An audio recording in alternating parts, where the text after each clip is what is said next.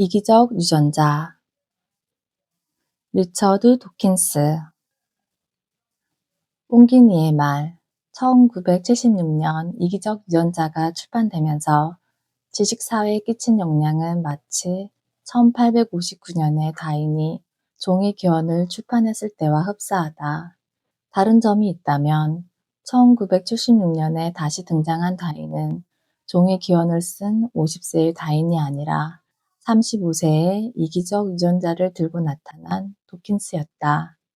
또 한 가지 다른 점은 다윈의 종의 기원은 6판을 거듭하면서 계속 수정했기 때문에 내용이 첫판과 상당히 다르다.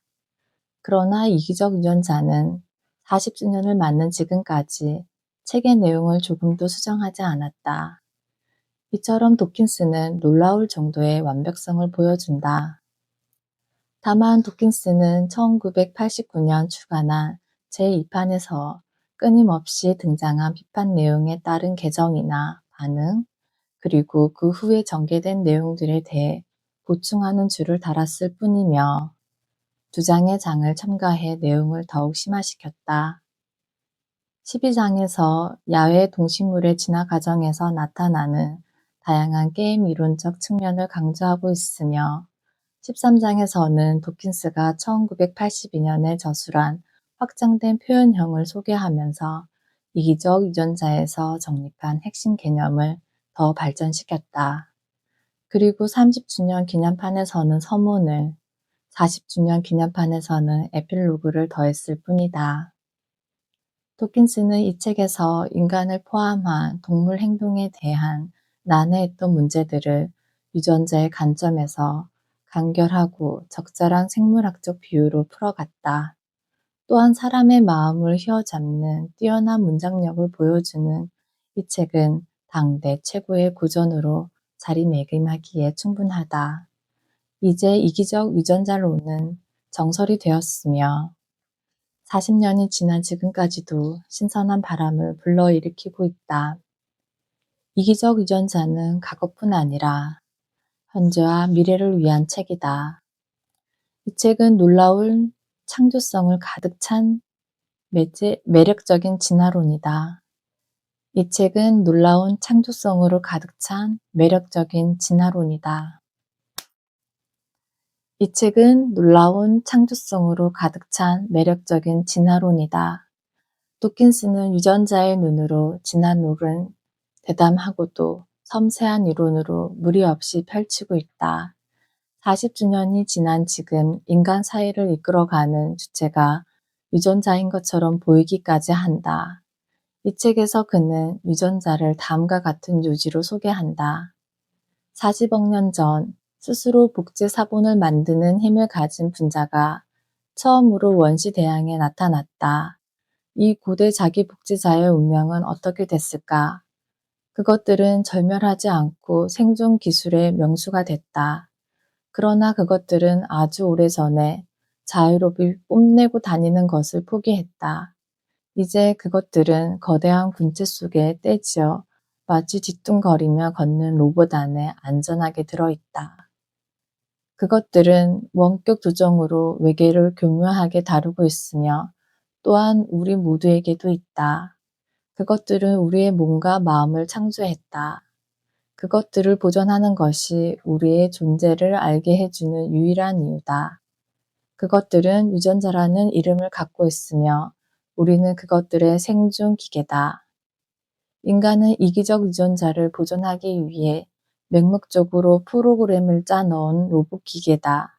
이 유전자의 세계는 비정한 경쟁, 끊임없는 이기적 이용, 그리고 속임수로 가득 차 있다.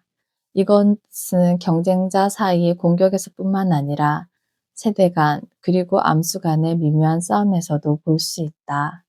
유전자는 유전자 자체를 유지하려는 목적 때문에 원래 이기적이며 생물의 몸을 빌려 현재 이루고 있다. 동물의 이기적 행동은 이와 같은 이유에서 비롯된 것이며 이타적 행동을 보이는 것도 자신과 공통된 유전자를 남기기 위한 행동일 뿐이다. 그러나 인간의 행동만은 다르지 않을까? 자유의지를 가진 인간은 맹목적으로 유전자가 하라는 대로 따르지 않고 유전자의 전제적 지배에 반역할 수 있지 않을까? 무엇보다도 도킨스는 인간의 특유한 문화 속에 모방의 단위가 될 수 있는 문화적 전달자가 존재할 수 있다고 생각하고 이 단위 개념을 미미라고 정의하였다. 지금은 문화적 진화를 이해하려는 학문, 즉 미막이라는 새로운 분야가 탄생했다. 도킨스에 의해 이기적이며 불면의 코일인 자기 복제자 유전자 DNA는 자연 선택의 단위로서 확고한 위치를 갖게 됐다. 독자들이 도킨스의 풍부한 이론적 정신이 담긴 이 책을 통해 그가 주장하는 새로운 생명관과 세계관을 만날 수 있기를 바란다. 도킨스는 우리의 사고를 바꾼 과학자임이 틀림없다. 2018년 9월 홍영남 30주년 기념판 서문 조건 실컷 간에 이기적 유전자와 함께 내 생의 거의 절반을 살아왔다는 사실을 생각하면 정신이 번쩍 난다. 여러 해에 걸쳐 7권의 책을 출간했는데 새 책이 나올 때마다 출판사에서 판촉을 위한 강연 투어를 보내주었다. 그때마다 어느 책이랄 것 없이 청중은 박수갈채를 보내고 또 재치 있는 질문을 던지면서 새로운 책에 열광적인 반응을 보였다. 강연이 끝나면 청중들이 책을 사려고 길게 줄을 섰는데 내게 서명해 달라고 내민 책은 어김없이 이기적 유전자였다. 물론 약간 과장된 표현이기는 하다. 그들 중 몇몇은 새 책을 사기도 했다. 아내는 다른 사람들은 아마도 새로운 저자를 발견한 기쁨에 자연스럽게 그 저자의 첫 책을 찾는 거라며 나를 위로했다. 이기적 유전자를 읽고 나면 그들은 확실히 내친 김에 좋아하는 저자의 최신작까지 읽지 않겠는가. 이기적 유전자가 이제는 시에 맞지 않는 필요 없는 책이라고 말하게 된다면 나는 마음이 그리 편치 못할 것이다. 유감스럽지만 어느 관점에서는 나는 이 책이 필요 없다고 말할 수 없다. 처음 이 책에 실렸던 설명의 상세한 내용은 많이 달라졌고 예시로 들 사실도 갑자기 많이 늘어났다. 그러나 곧 언급하려는 한 가지를 제외하면 내가 이 책에서 허겁지겁 빼버렸으면 하는 것이나 변명하려는 것은 거의 없다.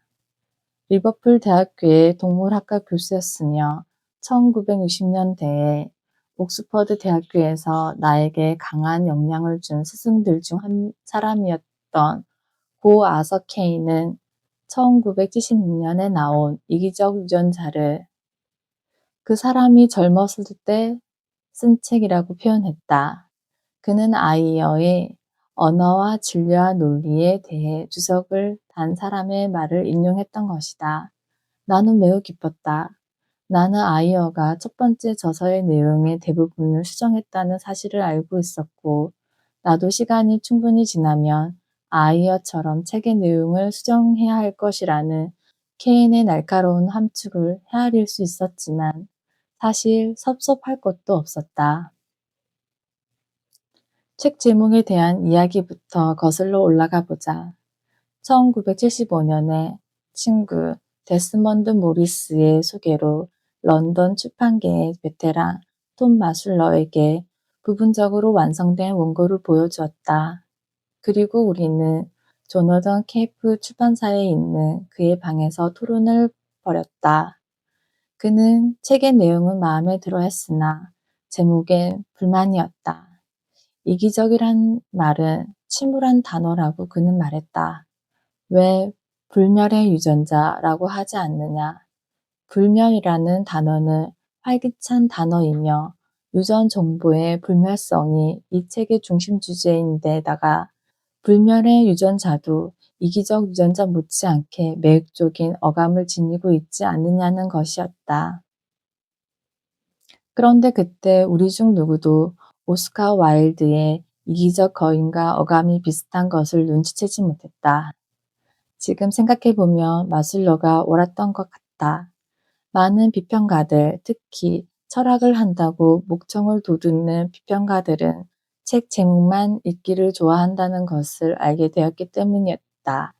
의심할 바 없이 이런 방법은 벤저민 버니의 이야기라든가 로마 제국의 쇠망사 같은 책이라면 통한다.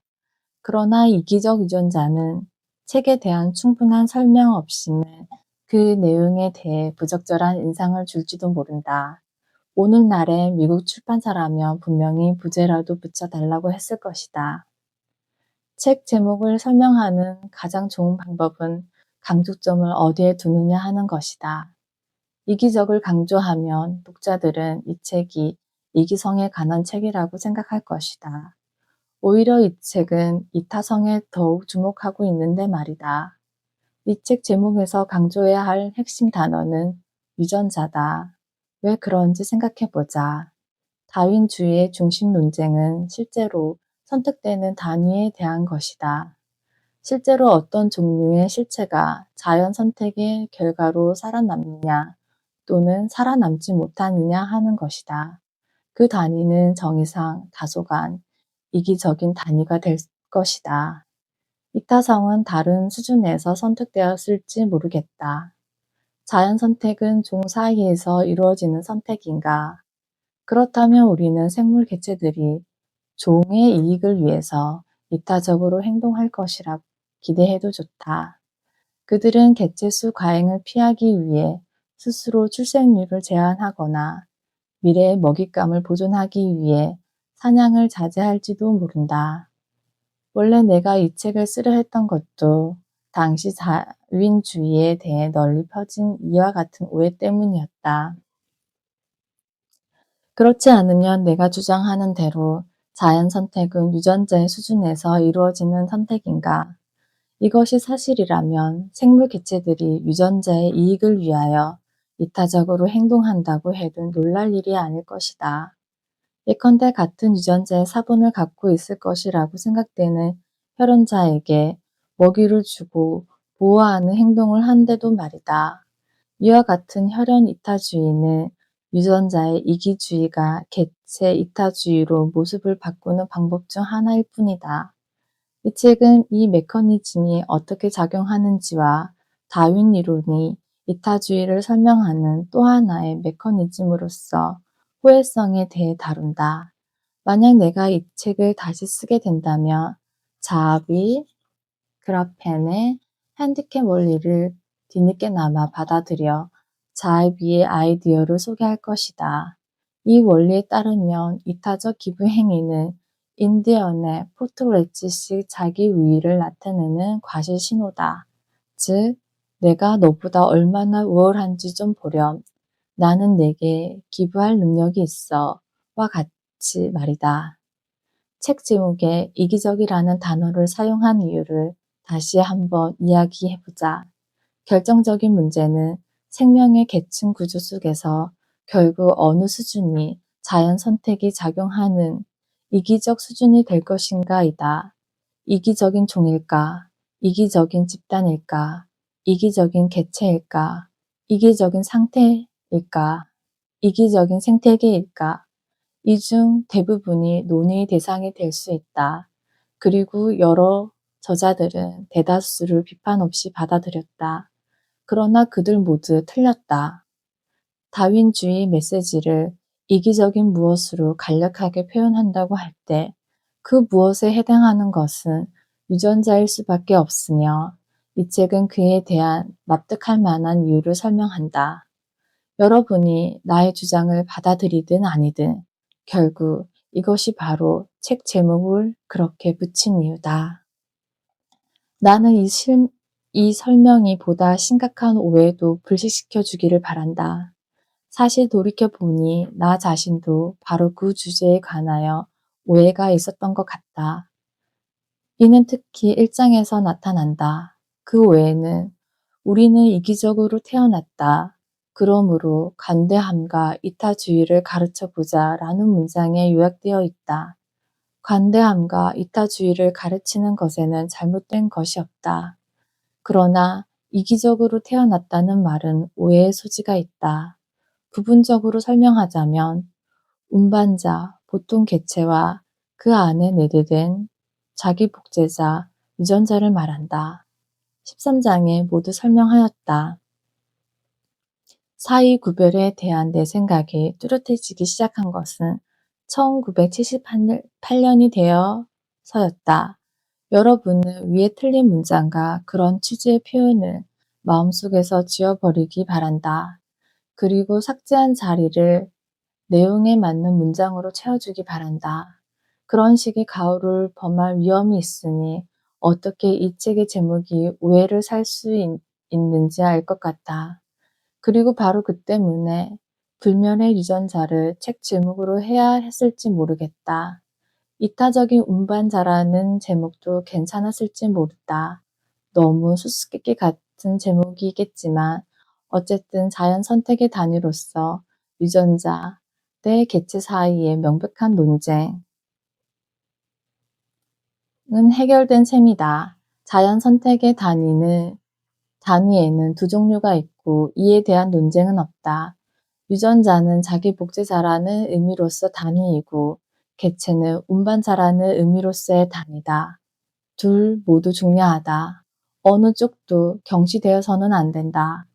둘은 완전히 별개의 단위이며 이 둘을 구별하지 못하면 우리는 어쩔 도리 없이 혼란에서 헤어나지 못할 것이다. 이기적 유전자라는 제목에 대한 또 하나의 훌륭한 대안은 협력적 유전자일 것이다. 이 제목은 역설적이게도 정반대의 의미로 들리지만 이 책은 이기적 유전자들 사이의 협력에 대해 중심적으로 논한다. 이는 어떤 유전자 그룹이 같은 그룹의 구성원들이나 다른 그룹의 희생을 발판으로 번영한다는 것을 의미하는 것이 결코 아니다. 오히려 각각의 유전자는 유전자 풀 내에서 유성생식으로서 서로 섞이게 될 유전자 세트들 내에 있는 다른 유전자들을 배경으로 하여 그 자신의 이기적인 계획을 이행하는 것이다. 다른 유전자들은 각 유전자가 살아가는 환경의 일부다. 기후라든지 포식자와 피식자, 식생과 토양세균이 환경의 일부가 되는 것과 마찬가지로 말이다. 각 유전자의 관점에서 볼 때 배경 유전자들은 자신이 수많은 세대를 거쳐 이어온 시간여행에서 몸체를 공유하는 길동무다. 단기적으로 그 유전자와 같은 게놈을 구성하는 유전자들을 의미하며 장기적으로는 그 종의 유전자 풀 내에 있는 다른 유전자를 의미한다.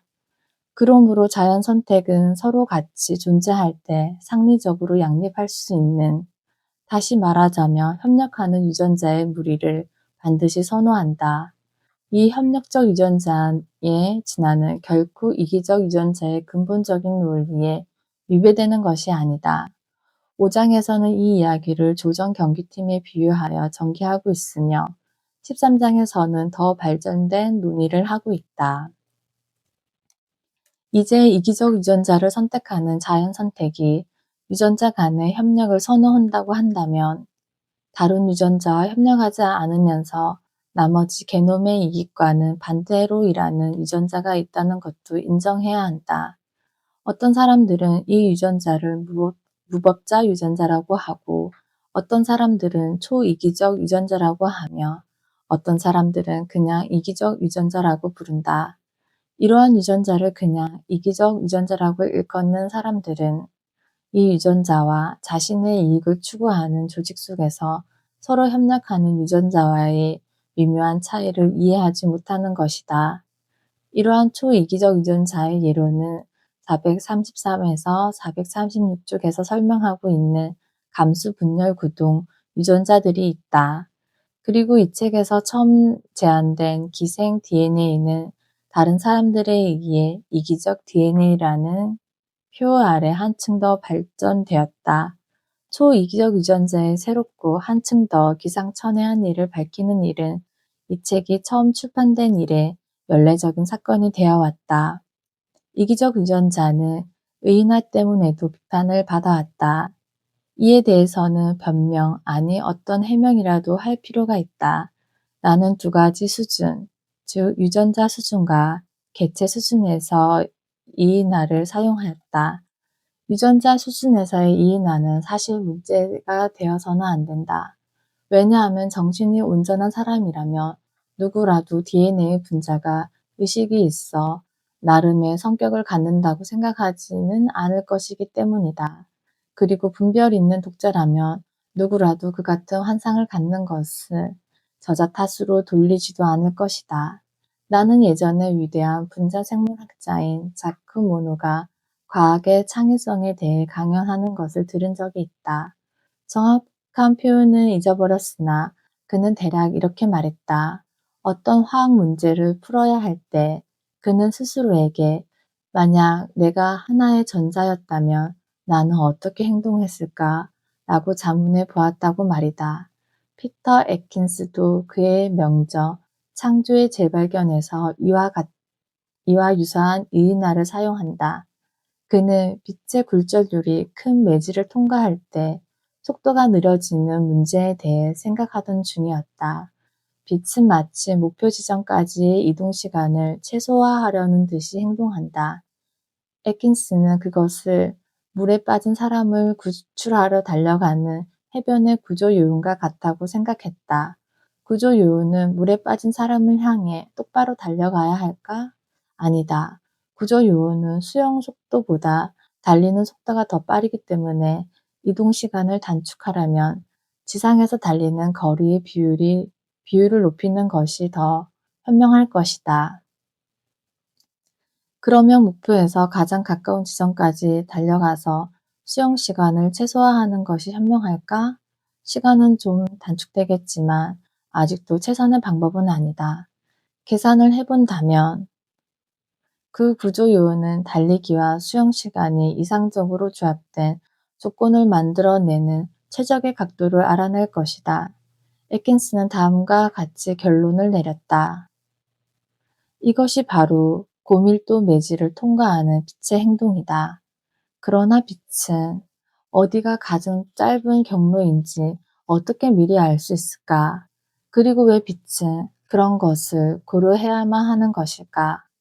그는 양자론에서 아이디어를 얻어 이 문제들을 멋지게 풀었다. 이런 종류의 의인화는 단지 색다르고 재미있는 교훈을 주기 위한 것만은 아니다. 의인화는 자칫하면 오류를 범할 수 있는 유혹에 맞서서 옳은 해답을 얻으려는 과학자에게 도움이 되기도 한다. 이타주의와 이기주의, 협력과 증오에 대한 다윈주의적 계산에서도 마찬가지다. 잘못된 해답을 얻기가 매우 쉽다. 유전자가 만약 제대로만 의인화되었다면 이 의인화가 논란의 늪으로 빠져들어가는 다윈 이론가를 구출할 수 있는 최단 경로가 되는 경우도 종종 있다. 이렇게 조심스럽게 하려고 하는 도중 나는 이 책에 등장하는 4명의 영웅 중에 한 명인 대가 해밀턴에게서 적지 않은 용기를 얻었다. 1972년의 논문에서 해밀턴은 다음과 같이 썼다. 자연 선택이 어떤 유전자를 선호한다는 것은 그 유전자의 복사본 집합이 전체 유전자 풀에서 차지하는 비중이 증가한다는 것을 의미한다.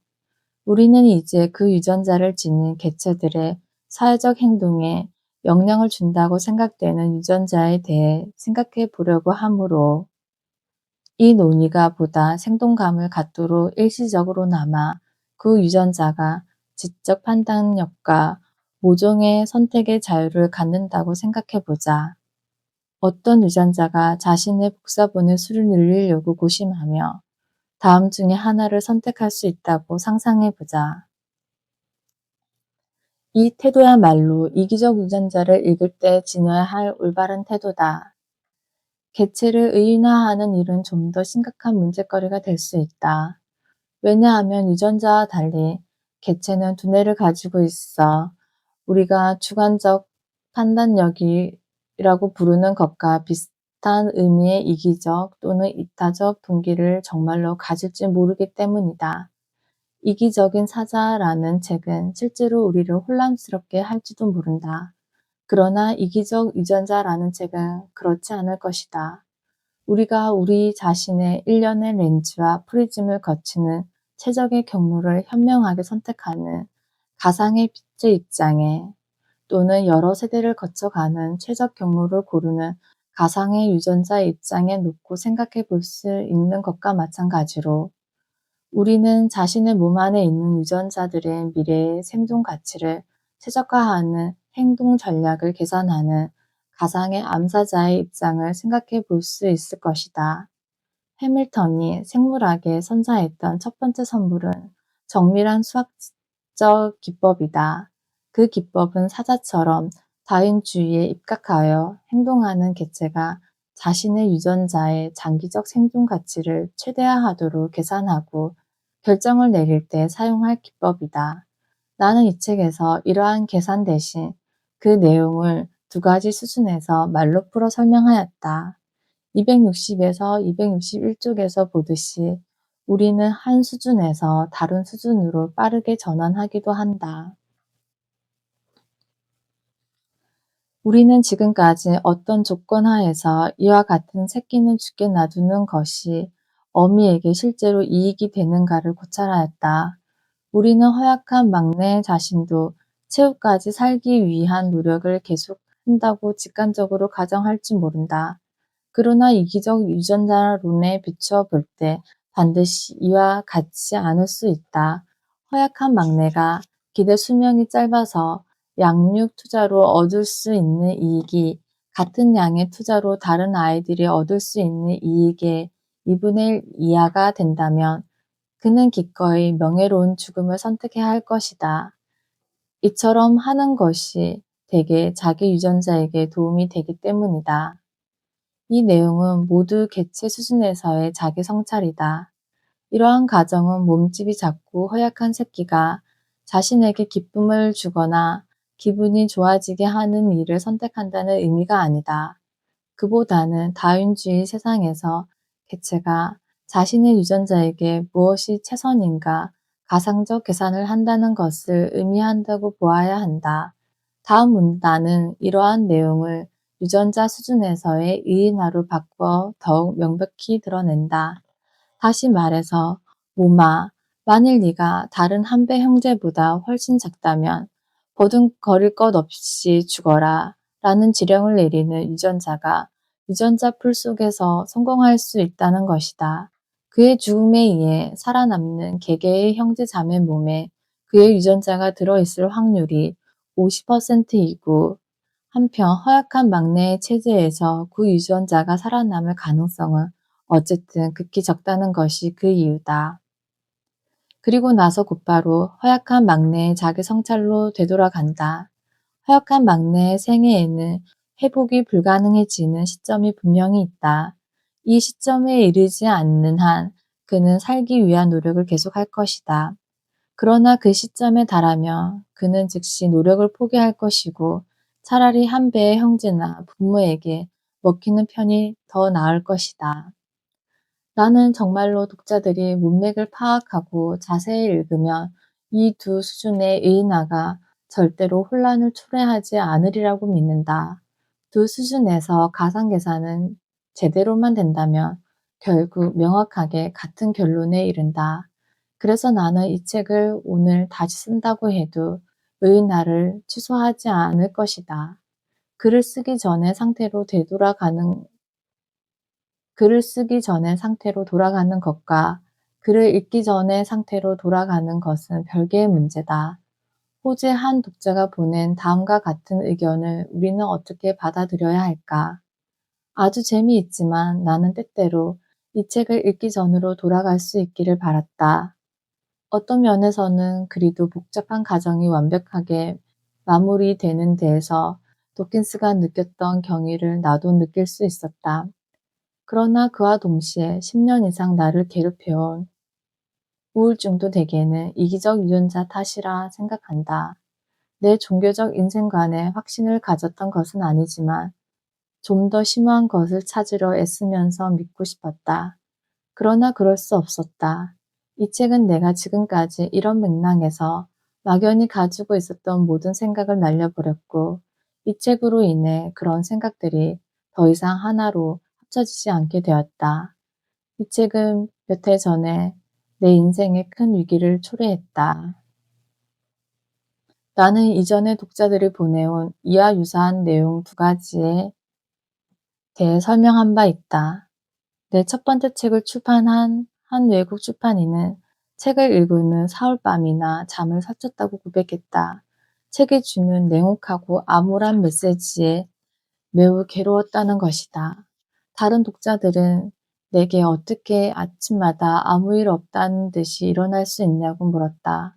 어떤 외국의 교사는 한 여학생이 이 책을 읽고 인생이 허무하고 목적도 없다는 것을 알았으며 눈물을 글썽이면서 자기에게 찾아왔다고 내게 항의 편지를 보내왔다. 이 교사는 학생들이 허무주의적 염세관에 물들지 않도록 그 학생의 친구 누구에게도 이 책을 보여주지 말라고 충고했다고 한다.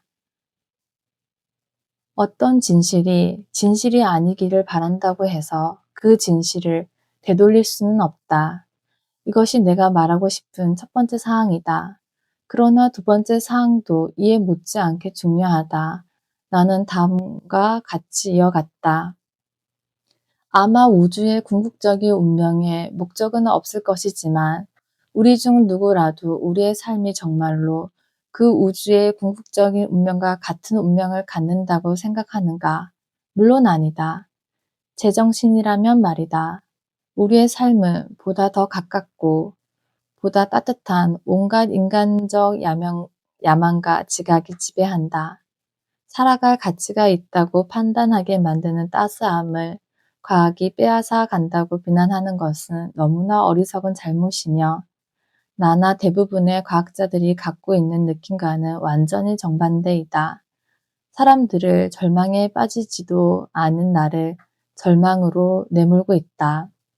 다른 비평가들도 나쁜 소식을 가져온 사람에게 화를 내는 경향을 보이고 있다. 이들은 이기적 유전자에 내포되어 있는 자신들을 불쾌하게 하는 사회적, 정치적 또는 경제적 함의에 반대해온 사람들이다. 마거릿 대거가 1976년 첫 선거에서 승리한 직후 나의 친구 스티븐 로즈는 뉴 사이언티스트에 다음과 같이 썼다.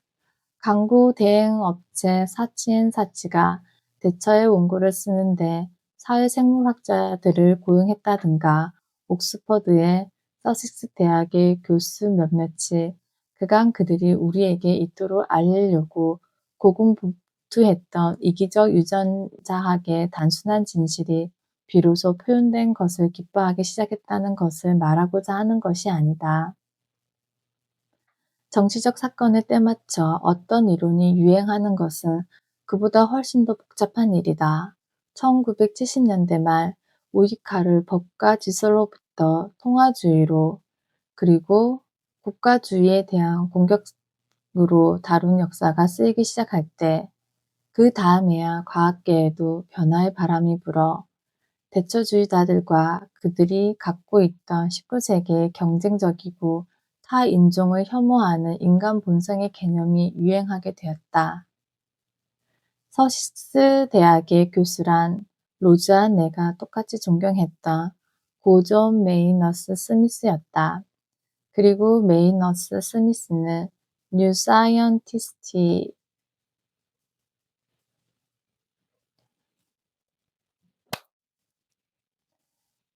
서식스 대학의 교수란 로즈와 내가 똑같이 존경했다.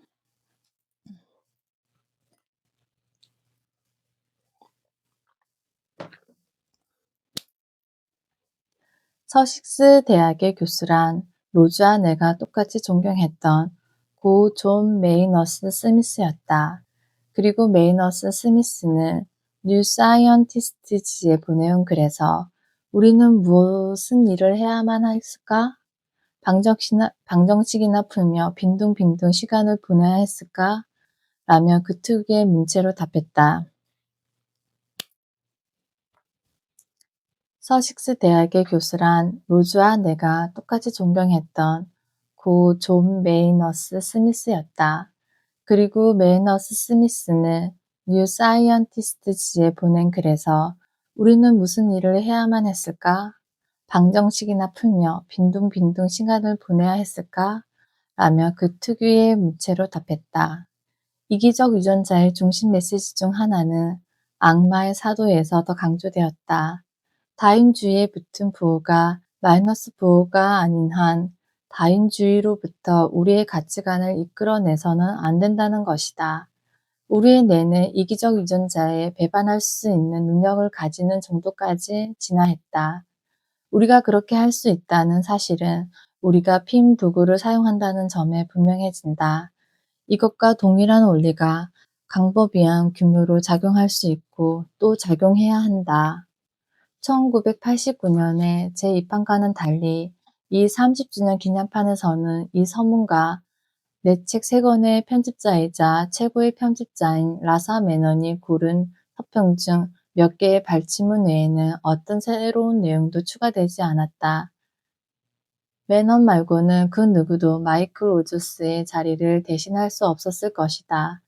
로저스는 K 셀락티스 출판사의 객원 편집자였으며 이 책에 대한 그의 지칠 줄 모르는 신념 덕분에 초판이 그 궤도에 오를 수 있었다.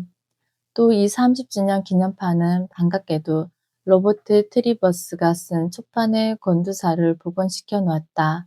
나로서는 크나큰 기쁨이 아닐 수 없다. 나는 앞에서 이 책에 영향을 끼친 4명의 지적인 영웅 중 한 명으로 해밀턴을 언급했는데 트리버스도 그 영웅들 중 한 사람이다.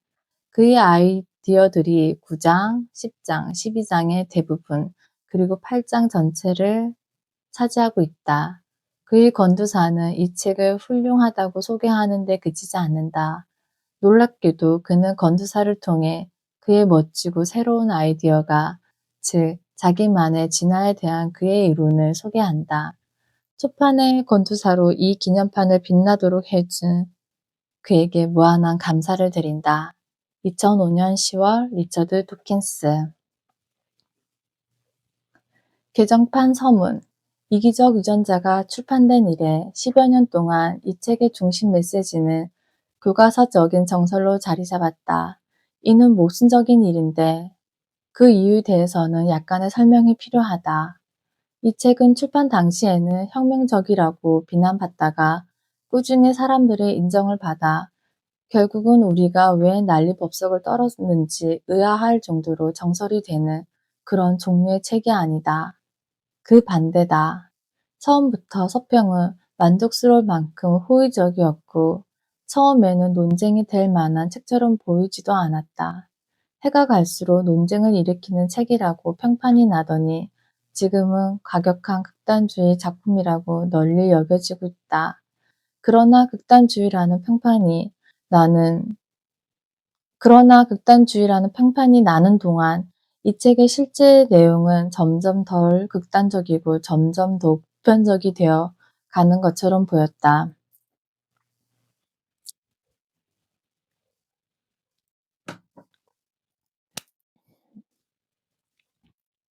개정판 서문.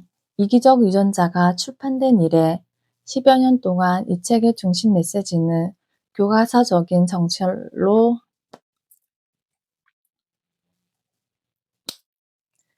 개정판 서문. 이기적 유전자가 출판 이래 10여 년 동안 이 책의 중심 메시지는 교과서적인 정설로 자리 잡았다. 이는 모순적인 일인데 그 이유에 대해서는 약간의 설명이 필요하다. 이 책은 출판 당시에는 혁명적이라고 비판받다가 꾸준히 사람들의 인정을 받아 결국은 우리가 왜 난리법석을 떨었는지 의아할 정도로 정설이 되는 그런 종류의 책이 아니다. 그 반대다. 처음부터 서평은 만족스러울 만큼 호의적이었고 처음에는 논쟁이 될 만한 책처럼 보이지도 않았다. 해가 갈수록 논쟁을 일으키는 책이라고 평판이 나더니 지금은 과격한 극단주의 작품이라고 널리 여겨지고 있다. 그러나 극단주의라는 난, 아, 평판이 나는 동안 다시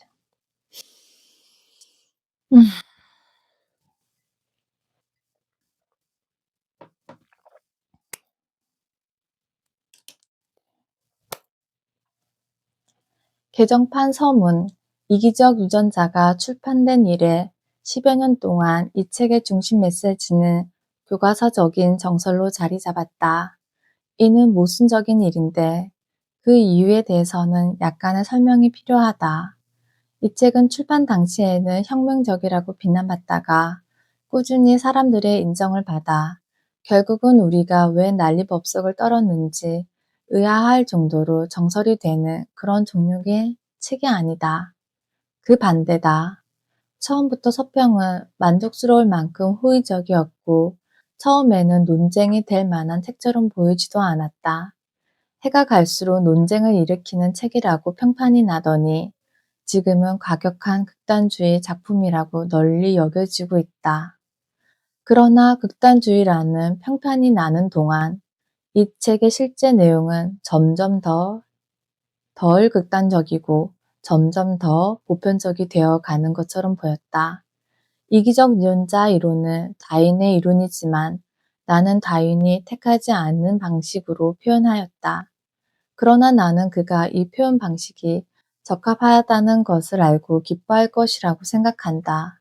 이 이론은 사실 신다윈주의 정설의 논리적 연장선상에 있지만 나는 이를 새로운 이미지로 표현하였다. 이 책은 개개의 생물체에 초점을 맞추기보다는 자연을 유전자의 눈으로 본다면 어떨지 설명한다. 이것은 다른 이론이 아니라 다른 관점일 뿐이다. 나의 다른 책 확장된 표현형의 첫머리에서 이를 네커의 정육면체에 비유하여 설명하였다. 이것은 종이 위에 잉크로 그린 2차원 도형이지만 사람들은 이를 투명한 3차원의 정육면체로 인지한다. 이것을 수초간 응시하면 앞쪽과 뒤쪽이 바뀔 것이다. 계속 응시하다 보면 다시 원래 정육면체로 되돌아올 것이다. 이 두 개의 정육면체가 망막 위에 2차원 데이터로 그려질 때 서로 모순되지 않으므로 이렇게도 보이고 저렇게도 보이는 것이다. 어떤 것이 다른 것보다 더 맞다는 것이라고 말할 수는 없다. 이처럼 자연 선택을 보는데도 두 가지 관점, 즉 유전자의 관점과 객체의 관점이 있다. 제대로 이해한다면 두 관점과 같다는 점을 알 수 있다. 즉 같은 하나의 진실에 대해 두 개의 관점이 존재하는 것이다. 당신이 한 관점에서 다른 관점으로 바꾼다 해도 그것은 여전히 동일한 신다윈주의다. 지금 생각해 보면 이 비유는 너무 조심스러운 것이었던 듯하다. 새로운 이론을 재현한다거나 새로운 사실을 발견해내는 것보다 과학자가 할 수 있는 더 중요한 공헌은 기존의 이론이나 사실을 보는 새로운 관점을 발견하는 것이 경우가 종종 있다.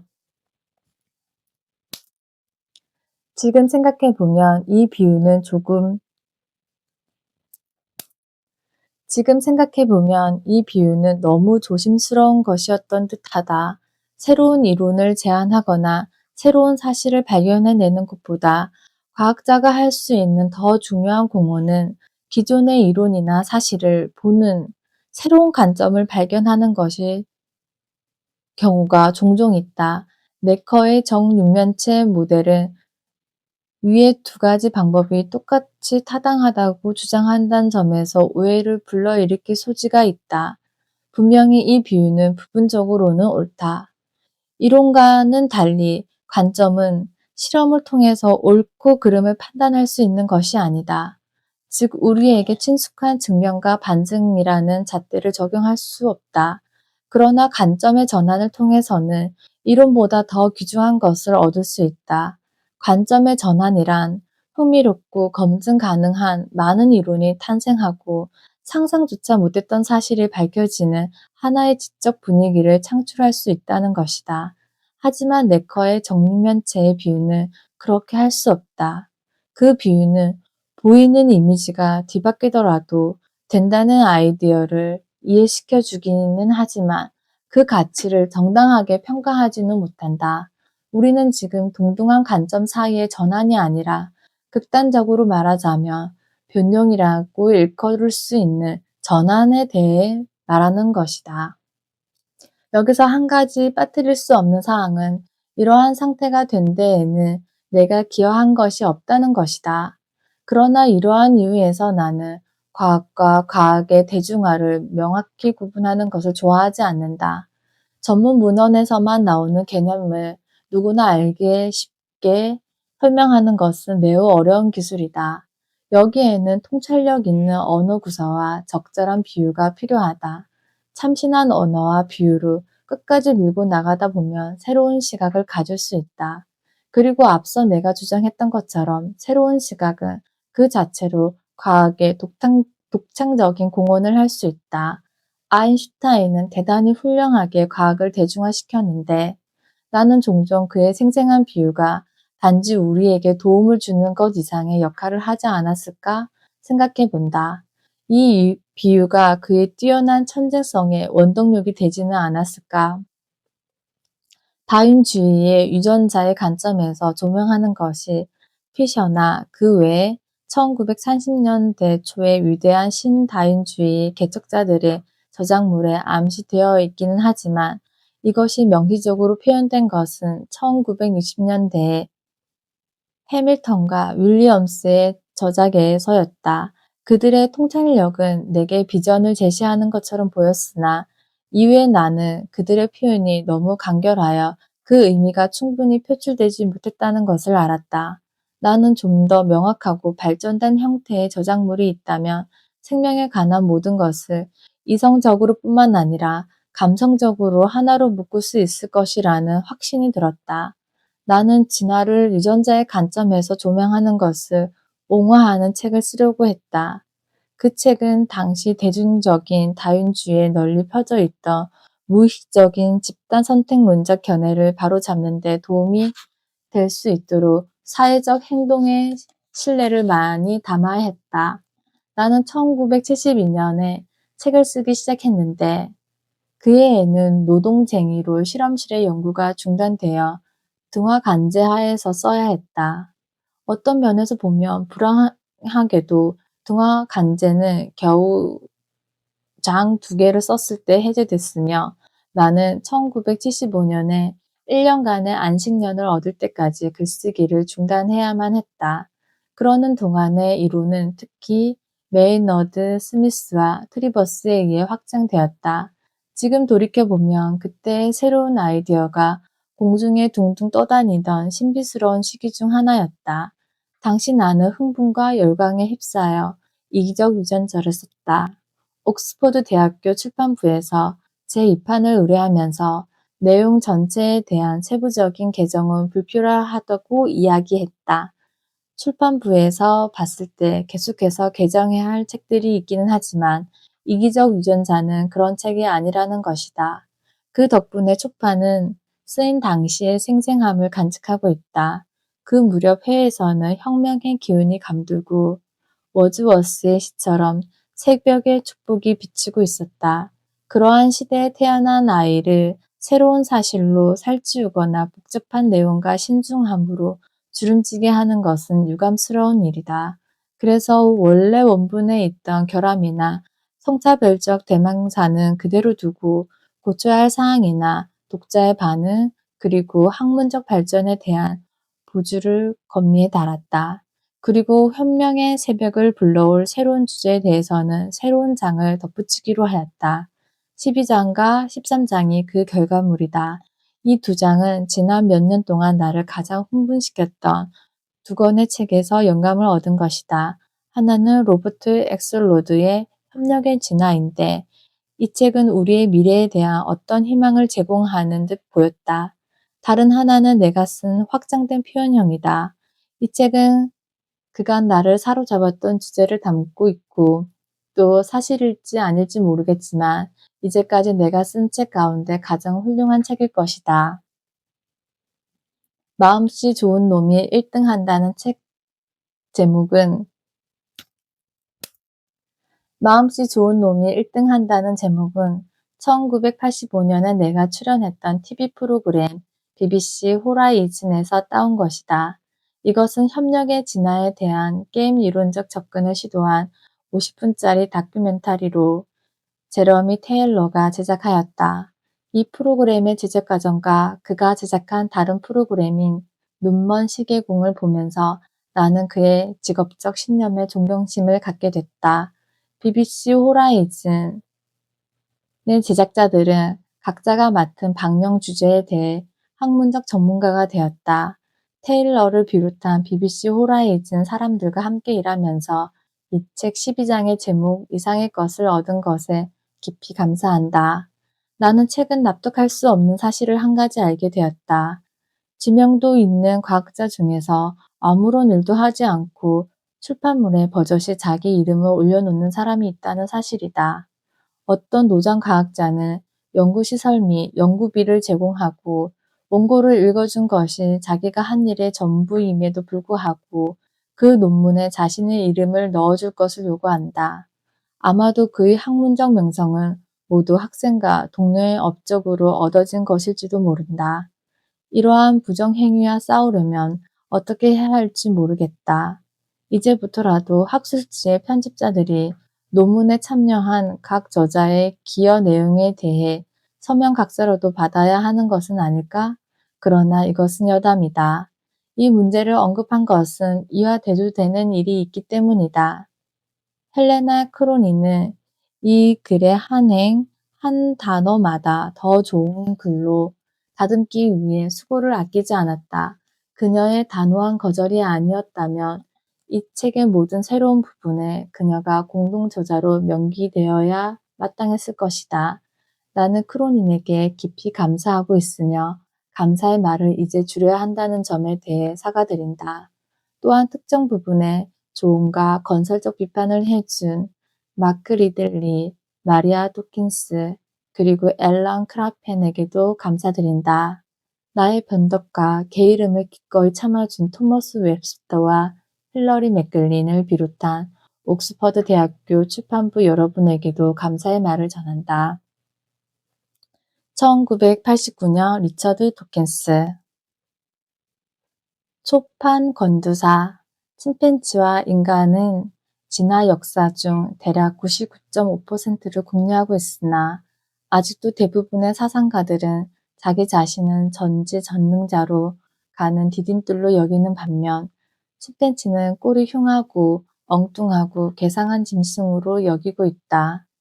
진화론자의 입장에서 보면 이는 말도 안 되는 것이다.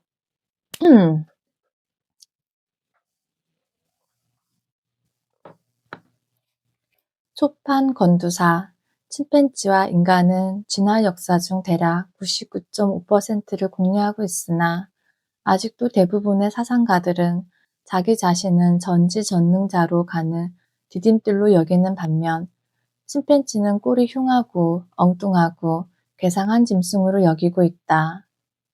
진화론자의 입장에서 보면 이는 말도 안 되는 것이다. 어떤 종이 다른 종보다 우월하다는 객관적인 근거는 아무것도 없다. 침팬지와 인간, 도마뱀과 곰팡이, 우리 모두는 대략 30억 년이 넘는 긴 시간 동안 자연 선택이라는 과정을 거쳐 진화해 왔다. 각각의 종 안에도 어떤 개체는 다른 개체보다 생존하는 자손을 더 많이 남겨 그들이 갖고 있는 번식의 성공적인 유전 형질이 다음 세대에 더욱 많아지게 된다. 이것이 자연 선택이다. 자연 선택은 무작위적이 아닌 차등적인 유전자의 번식을 말한다. 다시 해야 되겠는데? 초판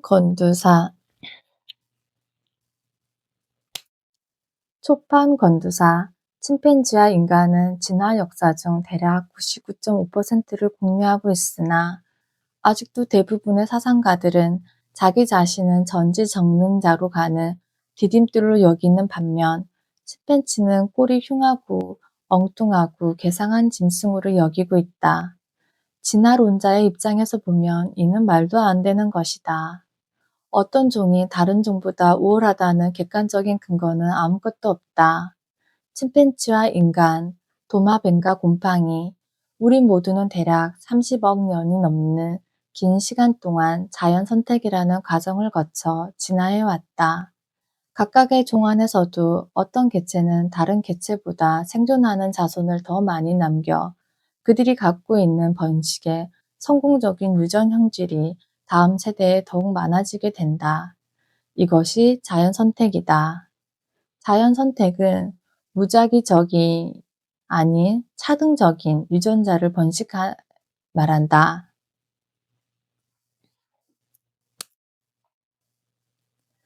이것이 자연 선택이다. 자연 선택은 무작위적이 아닌 차등적인 유전자의 번식을 말한다. 자연 선택의 결과 지금의 우리가 있게 되었으며 우리가 우리 자신의 정체성을 이해하기 위해 반드시 먼저 이해해야 하는 것도 자연 선택이다. 생물은 자연 선택을 통해 진화해 왔다는 다른 이론이 사회적 행동을 연구하는 데 중심이 됨에도 불구하고 이 이론은 너무나 무시되어 왔다. 오늘날의 연구는 다윈과 멘델 이전의 사회강 또는 심리관을 정립하는 데 기여했던 사회과학의 틀 속에서 성장해 왔다. 심지어 생물학계 내에서조차 다윈주의의 이론을 간과하거나 오용하는 것을 보면 그저 놀라울 따름이다. 이러한 기형적인 전개의 원인이 무엇이든 간에 그것이 끝나고 있다는 증거가 있다. 다윈과 멘델의 위대한 업적은 점점 많은 학자들에 의해 확장되고 있다. 이들 중 가장 주목할 만한 사람은 피셔, 해밀턴, 다시 하자.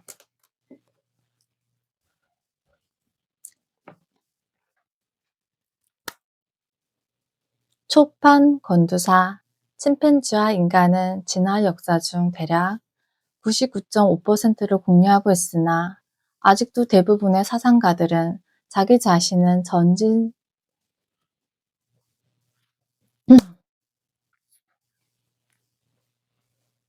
초판 건두사, 침팬지와 인간은 진화 역사 중 대략 99.5%를 공유하고 있으나 아직도 대부분의 사상가들은 자기 자신은 전지전능자로 가는 디딤돌로 여기는 반면 침팬지는 꼴이 흉하고 엉뚱하고 괴상한 짐승으로 여기고 있다. 진화론자의 입장에서 보면 이는 말도 안 되는 것이다. 어떤 종이 다른 종보다 우월하다는 객관적인 근거는 아무것도 없다. 침팬지와 인간, 도마뱀과 곰팡이, 우리 모두는 대략 30억 년이 넘는 긴 시간 동안 자연 선택이라는 과정을 거쳐 진화해왔다. 각각의 종 안에서도 어떤 개체는 다른 개체보다 생존하는 자손을 더 많이 남겨 그들이 갖고 있는 번식의 성공적인 유전 형질이 다음 세대에 더욱 많아지게 된다. 이것이 자연 선택이다. 자연 선택은 무작위적이 아닌 차등적인 유전자의 번식을 말한다.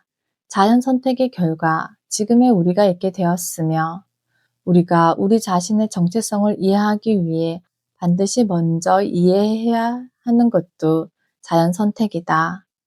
생물은 자연 선택을 통해 진화해 왔다는 다윈 이론이 사회적 행동을 연구하는 데 중심이 됨에도 불구하고 이 이론은 너무나 무시되어 왔다. 오늘날의 연구는 다윈과 멘델 이전에 사회강 또는 심리관을 정립하는 데 기여했던 사회과학의 틀 속에서 성장해왔다.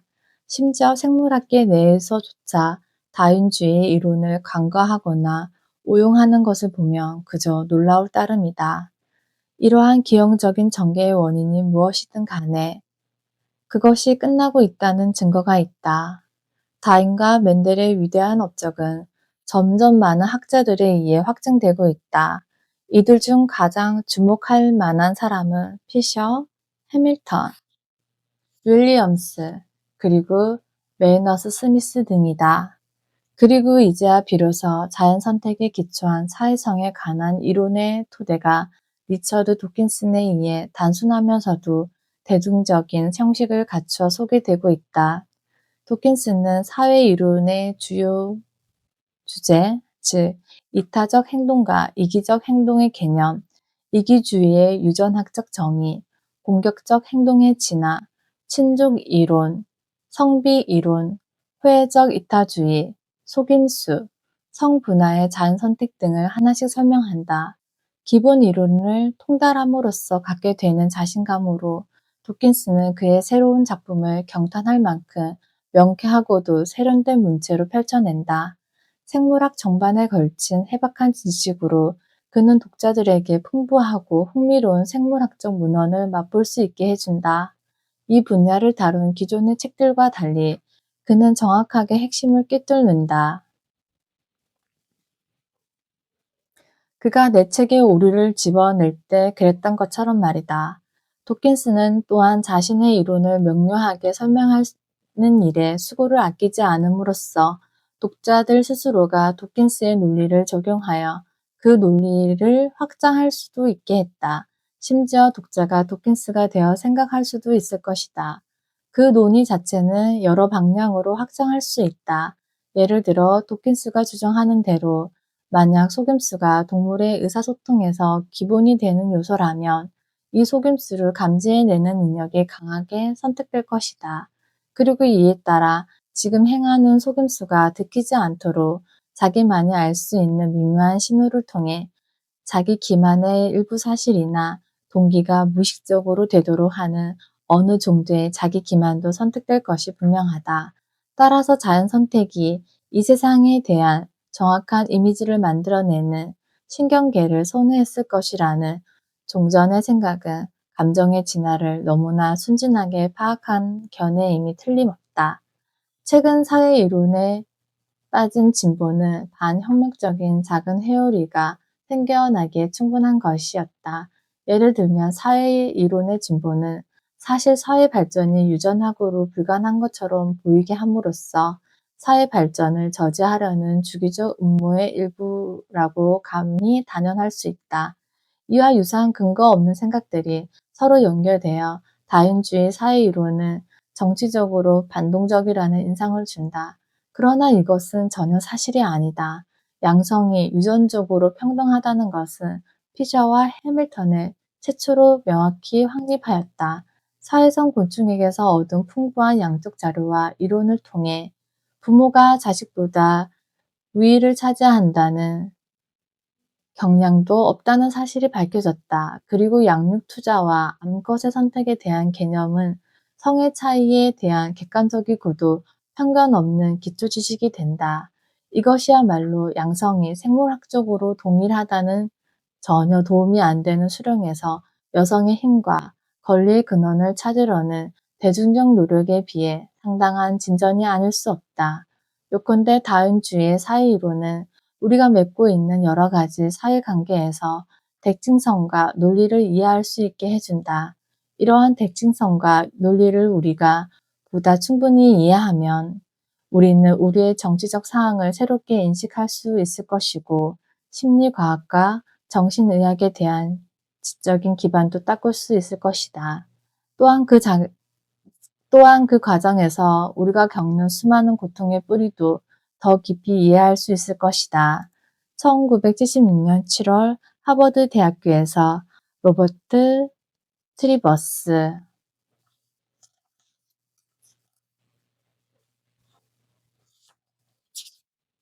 초판 서문. 이 책은 마치 상상력을 불러일으키는 공상과학 소설처럼 읽어야 한다. 그러나 이 책은 공상과학 소설이 아니라 과학서다. 진부한 표현인지 몰라도 소설보다 더 기이하다는 표현이 내가 이 책에 대해 느끼는 바를 정확하게 드러내주는 것이다. 우리는 생존기계다. 즉, 우리는 유전자로 알려진 이기적인 분자를 보존하기 위해 맹목적으로 프로그램된 로봇 운반자다. 이 사실은 아직도 나를 놀라게 한다. 나는 이 사실을 여러 해 전부터 알고 있었지만 그것에 충분히 익숙해지지는 않았던 모양이다. 내가 바라는 것 중 하나는 바로 이러한 사실로 사람들을 깜짝 놀라게 하는 것이다. 내가 이 글을 쓰는 동안 세 부류의 독자가 내 집필을 지켜보았다. 이제 이들에게 이 책을 바친다. 이 세 부류의 독자 중 첫 번째, 생물학의 문외한이 일반 독자다. 이들을 위해 가능한 한 전문적인 특수 용어 사용을 피했고 전문 용어를 사용해야 하는 곳에는 그 용어에 대한 명확한 뜻을 밝혔다. 이러한 작업을 하고 나서야 비로소 그동안 왜 우리가 학술지에서 불필요한 전문 용어 사용을 저지하지 않았는지 궁금해졌다. 여기에서는 일반 독자자가 특별한 지식을 갖고 있지 않다고 가정했으나 이들이 명창하다고 가정하지는 않았다. 누구나 과학을 지나치게 단순화시키며 과학을 대중화할 수 있다. 까지 하자.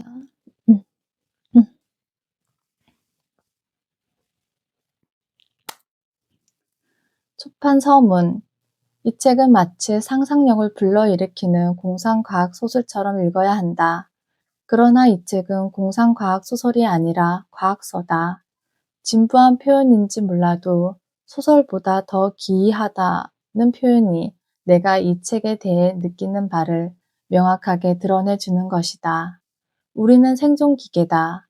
즉, 우리는 유전자로 알려진 이기적인 분자를 보존하기 위해 맹목적으로 프로그램된 로봇 운반자다.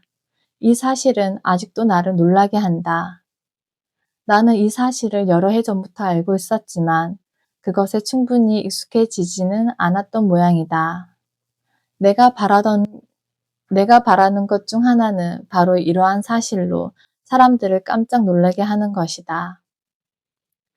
내가 이 글을 쓰는 동안 세 부류의 독자가 내 집필을 지켜보았다. 이제 이들에게 이 책을 바친다. 이 세 부류의 독자 중 첫 번째는 생물학의 문외한인 일반 독자다.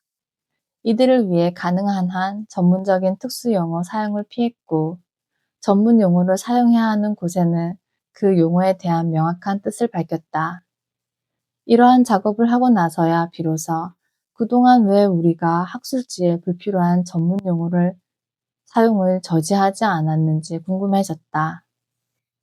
여기에서는 일반 독자가 특별한 지식을 갖고 있지 않다고 가정했으나 이들이 명창하다고 가정하지는 않았다.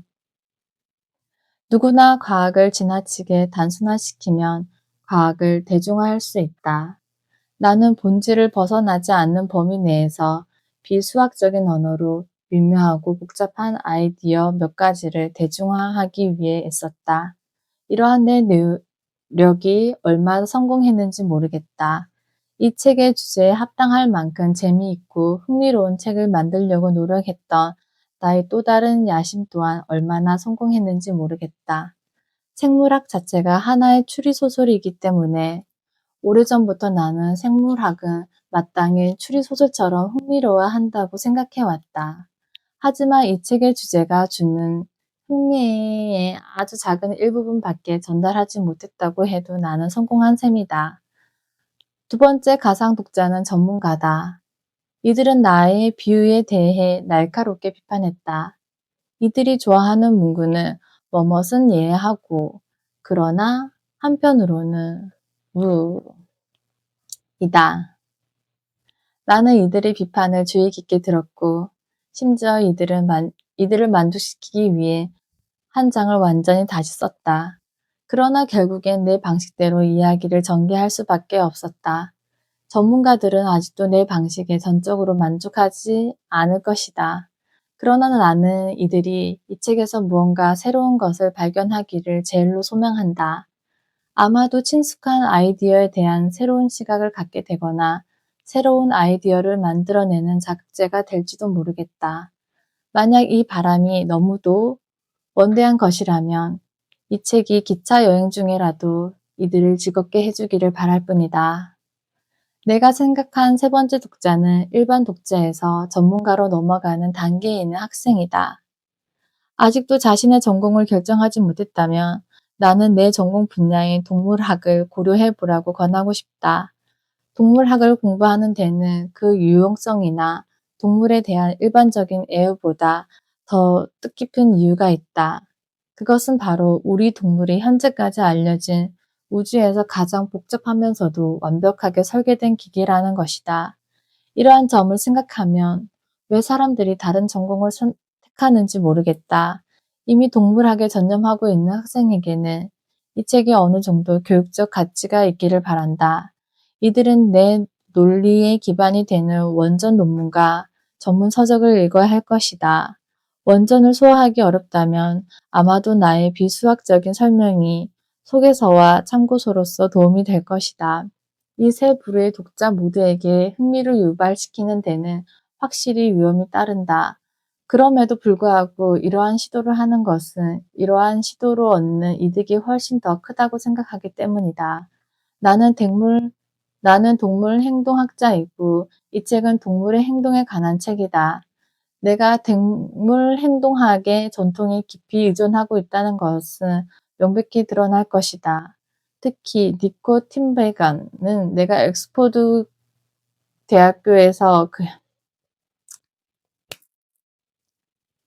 나는 동물 행동학자이고 이 책은 동물의 행동에 관한 책이다.